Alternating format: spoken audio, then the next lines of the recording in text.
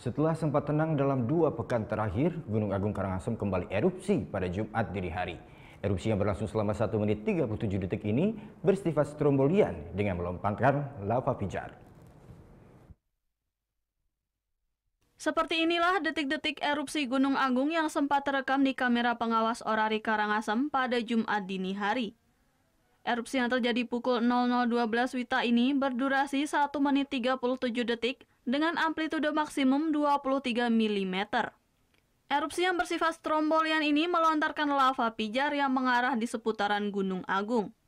Akan tetapi, tinggi kolom abu pada erupsi kali ini tidak teramati lantaran tertutup kabut.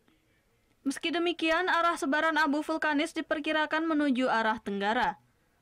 Erupsi strombolian ini pun tidak mengganggu aktivitas penerbangan di Bandara Ngurah Rai Denpasar lantaran kode fauna masih berwarna orange.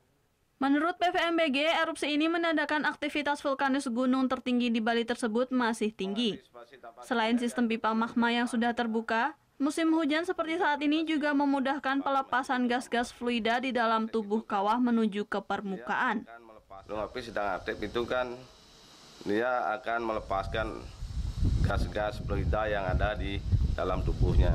Dan magmanya itu akan dia bergerak dengan ditandai gempa-gempa vulkanik. Makanya kalau ada gempa vulkanik yang agak besar, amplitude antara 22 itu kita perlu diwaspadai.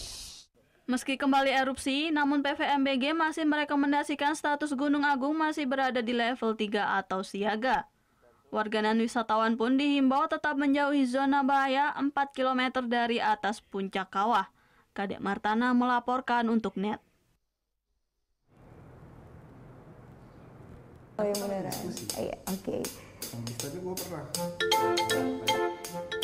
Nah, udah kan nonton beritanya? Jangan lupa di subscribe, di like, dan juga di komen ya akun YouTube dari Net Bali. Terima kasih udah subscribe. Yang belum, jangan sampai lupa. Di sebelah sini nih. Notif subscribe.